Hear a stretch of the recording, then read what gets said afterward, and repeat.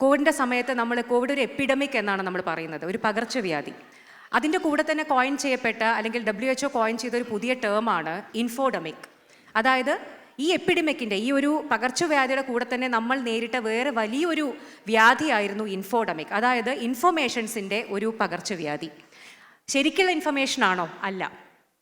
നിങ്ങൾക്കൊക്കെ ഓർമ്മയുണ്ടാവും നമ്മുടെ കോവിഡ് കാലം, അല്ലേ? ഓരോ ദിവസവും നമ്മൾ കേട്ടിരുന്ന വാർത്തകൾ, ആരോഗ്യരംഗം തന്നെ പകച്ചു നിൽക്കുകയാണ്. കാരണം പുതിയ ഒരു അണുവാണ്. നമുക്ക് ഓരോ ദിവസവും പുതിയ പുതിയ വാർത്തകളാണ്, പുതിയ പുതിയ ഇൻഫർമേഷൻസ് ആണ് അതിനെപ്പറ്റി ലഭിക്കുന്നത്. പക്ഷേ പൊതുജനങ്ങളെ സംബന്ധിച്ചിട്ട് സോഷ്യൽ മീഡിയയിലൂടെ ഓരോ ദിവസവും കേട്ടുകൊണ്ടിരിക്കുന്നത് ഇന്ന് ഒരു കാര്യമാണെങ്കിൽ നെക്സ്റ്റ് കംപ്ലീറ്റ്ലി അതിനെ കോൺട്രഡിക്റ്റ് ചെയ്യുന്ന ഒരു കാര്യമായിരിക്കും പറയുക. അപ്പോൾ ഏത് വിശ്വസിക്കണം, ഏതിനെ തള്ളണം കൊള്ളണം എന്നറിയാതെ നിൽക്കുന്ന ഒരു അവസ്ഥയായിരുന്നു അന്ന് പൊതുജനങ്ങൾക്കുണ്ടായിരുന്നത്.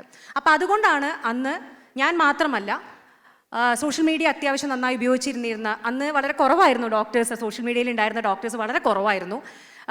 പക്ഷെ ഉണ്ടായിരുന്നവർ എല്ലാവരും അവനവനാൽ കഴിയുന്ന രീതിയിൽ ഞാൻ ചെയ്തത് ഓരോ ദിവസവും, മറ്റതൊക്കെ നമ്മളൊരാഴ്ചയിൽ 1 or 2 മാക്സിമം അത്രയൊക്കെയാണ് കണ്ടൻറ്റുകൾ അല്ലെങ്കിൽ ടോക്കുകൾ ചെയ്യാറുണ്ടായിരുന്നുള്ളൂ. പക്ഷേ അന്ന് ഞാൻ ചെയ്തത് കോവിഡ് ഡയറീസ് എന്ന് പറഞ്ഞ് ഡെയിലി ഞാനും എൻ്റെ ഹസ്ബൻഡ് ഡോക്ടർ സൈരനും ഞങ്ങൾ 2 പേരും ഒരു സീരീസ് തന്നെ സ്റ്റാർട്ട് ചെയ്തു. ഡെയിലി നിങ്ങൾക്ക് കിട്ടുന്ന, ഡെയിലി നിങ്ങൾ കാണുന്ന കേൾക്കുന്ന സോഷ്യൽ മീഡിയയിലൂടെ TV ചാനലിലൂടെ കിട്ടുന്ന ഇൻഫർമേഷൻസിൻ്റെ എന്താണ് നെല്ലേത് പതിരേത്, ഇതിൽ സത്യം എന്ത് മിഥ്യ എന്ത് എന്നുള്ള ഒരു ടോക്കാണ് ഡെയിലി ചെയ്തത്. അപ്പോൾ അതുകൊണ്ട് തന്നെ ആളുകൾ കൂടുതലായിട്ട് നമ്മളെ ഫോളോ ചെയ്തു. അതെന്തുകൊണ്ടാണെന്ന് വെച്ച് കഴിഞ്ഞാൽ നമ്മളൊരു ഡോക്ടറാണ്, അപ്പോൾ നമ്മൾ എത്തിക്കലി അല്ലെങ്കിൽ എത്തിക്സ് വിട്ടൊന്നും ചെയ്യില്ല എന്നുള്ള ഒരു വിശ്വാസത്തിൻ്റെ പുറത്താണ്. ആ വിശ്വാസം കാക്കുക എന്ന് പറയുന്നത് അത് ചെറിയൊരു കാര്യമല്ല. ഇന്ന് പലപ്പോഴും എനിക്ക് ഹെൽത്ത് ഇൻഫ്ലുവൻസേഴ്സിനെ തന്നെ കുറ്റം പറയാൻ ഞാൻ മടിക്കുന്ന ഒരു കാരണം എന്ന് പറയുന്നത് ഇപ്പോൾ താങ്കൾ പറഞ്ഞൊരു കാര്യമാണ്. കാരണം ഡോക്ടേഴ്സ് തന്നെ സോഷ്യൽ മീഡിയ യൂസ് ചെയ്യുന്ന ഒരു അവസ്ഥ കാണുമ്പോൾ പലപ്പോഴും നമുക്ക് ചമ്മൽ തോന്നാറുണ്ട്. കാരണം ഈ പറയുന്ന പോലെ പല പ്രൊഡക്റ്റുകളും എൻഫോഴ്സ് ചെയ്യുന്നു, പല പ്രൊഡക്റ്റുകളുടെ ആഡ് ഒരു ഡോക്ടർ പറയുമ്പോൾ ഇപ്പോൾ എന്നെ സംബന്ധിച്ചിട്ട് നിങ്ങളൊന്ന് ആലോചിച്ച് നോക്കിയോക്കൂ. ഞാൻ ഒരു കുട്ടികളുടെ നിയോനറ്റോളജിസ്റ്റാണ്, ന്യൂ ബോൺ ബേബീസിൻ്റെ ഡോക്ടറാണ്. ഇപ്പോൾ ന്യൂ ബോൺ ബേബീസിനെ സംബന്ധിച്ചിട്ട് നിങ്ങളൊരു 1000 പ്രൊഡക്റ്റുകൾ ഉണ്ട്, അല്ലേ? മോയ്സ്ചറൈസേഴ്സ് ഒരു 1000 എണ്ണങ്ങളുണ്ട്. അല്ലെങ്കിൽ ഒന്നും വേണ്ട, കുട്ടികൾക്ക് കൊടുക്കുന്ന പാൽപ്പൊടി എത്ര കമ്പനികളുണ്ട്, എണ്ണിയാൽ ഒടുങ്ങാത്ത എത്ര കമ്പനികളുണ്ട്. സ്വാഭാവികമായിട്ടും ഇവരൊക്കെ നമ്മളെ അപ്രോച്ച് ചെയ്യില്ലേ? നിങ്ങൾ ഈ കമ്പനി നല്ലതാണെന്ന് പറയൂ, നിങ്ങൾ ഈ മോയ്സ്ചറൈസർ നല്ലതാണെന്ന് പറയൂ, നിങ്ങൾ ഈ പ്രൊഡക്റ്റ് നല്ലതാണെന്ന് പറയൂ. എല്ലാ ഡോക്ടേഴ്സിനെ അപ്രോച്ച് ചെയ്യും. പക്ഷേ ഞങ്ങളെ സംബന്ധിച്ചിട്ട് ഇപ്പോൾ ഞാൻ UAE-യിലാണ് വർക്ക് ചെയ്യുന്നത് എന്നുണ്ടെങ്കിലും ഞാൻ ഇന്ത്യൻ മെഡിക്കൽ അസോസിയേഷൻ അല്ലെങ്കിൽ മെഡിക്കൽ കൗൺസിലിൻ്റെ അണ്ടർ രജിസ്റ്റർ ചെയ്തൊരു ഡോക്ടറാണ്. എൻ്റെ രജിസ്ട്രേഷൻ ഇപ്പോഴും ഇന്ത്യയിലാണ്.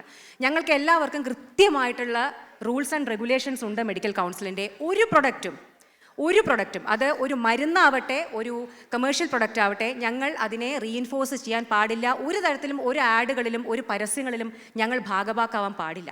അങ്ങനെ ചെയ്തു കഴിഞ്ഞാൽ, ഒരു കംപ്ലയിൻറ്റ് മെഡിക്കൽ കൗൺസിലിന് പോയി കഴിഞ്ഞു കഴിഞ്ഞാൽ നിങ്ങളുടെ ലൈസൻസ് വരെ റദ്ദാക്കാനുള്ള നടപടികൾ നമുക്ക് നേരെ സ്വീകരിക്കാം. ഇതാർക്കും അറിയാഞ്ഞിട്ടൊന്നുമല്ല. പക്ഷേ പല സാമ്പത്തിക ലാഭങ്ങളുടെ പുറത്തായിരിക്കാം പലരും ഇന്ന് ഡോക്ടേഴ്സ് അടക്കം, അതായത് മെഡിക്കൽ ഡിഗ്രി ഉള്ള ഡോക്ടേഴ്സ് അടക്കം ഇത് ചെയ്യുന്നതായിട്ട് നമ്മൾ കാണുന്നു. അപ്പോൾ അതുകൊണ്ട് തന്നെ നമ്മുടെ ഉള്ളിൽ തന്നെ പുഴുക്കുത്തുകൾ ഉണ്ടാകുമ്പോൾ നമ്മൾ എങ്ങനെയാണ് ഈ ഹെൽത്ത് ഇൻഫ്ലുവൻസേഴ്സ് പ്രത്യേകിച്ച് ഡിഗ്രിയുടെ ആവശ്യമൊന്നുമില്ലല്ലോ, എല്ലാവരും ഹെൽത്ത് ഇൻഫ്ലുവൻസേഴ്സാണ്. ഇപ്പോൾ സൈക്കോളജിയുടെ കാര്യം പറഞ്ഞ പോലെയാണ്, എല്ലാവരും മനഃശാസ്ത്ര വിദഗ്ധരാണ്. ഇപ്പോൾ ഇന്ന് സോഷ്യൽ മീഡിയ, ഇൻസ്റ്റാഗ്രാം തുറന്നു കഴിഞ്ഞാൽ നല്ല പതിഞ്ഞ വോയിസിൽ, കേൾക്കാൻ സുഖമുള്ള ഭാഷയിൽ എല്ലാവരും നിങ്ങളുടെ സൈക്കോളജി അല്ലെങ്കിൽ സൈക്യാട്രി പഠിപ്പിക്കുന്ന ഒരു ദുരവസ്ഥയാണ് കാണുന്നത്. അപ്പോൾ അതുകൊണ്ട് തന്നെ എനിക്ക് ഇത്രവേ പറയാനുള്ളൂ. ഏതെങ്കിലും ഈ പറയുന്ന ഹെൽത്ത് ഇൻഫ്ലുവൻസേഴ്സ് പ്രൊഡക്റ്റുകൾ ചെയ്യുമ്പോൾ ഇങ്ങനെ, ഇപ്പോൾ കുറച്ചു മുമ്പ് നിങ്ങൾ പറഞ്ഞല്ലോ ഈ വെളുത്തു പാറുന്ന ക്രീം, എന്താണ് അതിൻ്റെ പിന്നെ ഉണ്ടായ കാര്യങ്ങളെന്ന് നിങ്ങൾ കണ്ടതാണ്. ലിവറും കിഡ്നിയും ഒക്കെ അടിച്ചുപോയ എത്രയോ ചെറുപ്പക്കാരെ നമ്മൾ കണ്ടു. അപ്പോൾ അതുകൊണ്ട് ആധികാരികമായിട്ടുള്ള പേജുകൾ മാത്രം ഫോളോ ചെയ്യുക. ഇത്തരത്തിൽ ഏതെങ്കിലും പ്രൊഡക്റ്റുകളൊക്കെ ആഡ് അല്ലെങ്കിൽ അതിന് പരസ്യം കൊടുക്കുന്ന പേജുകളുണ്ടെങ്കിൽ അൺഫോളോ ചെയ്യുക. അത് നിങ്ങളുടെ കയ്യിലാണ്. എനിക്ക് നിങ്ങളോടെയാണ് അത് പറയാൻ പറ്റും.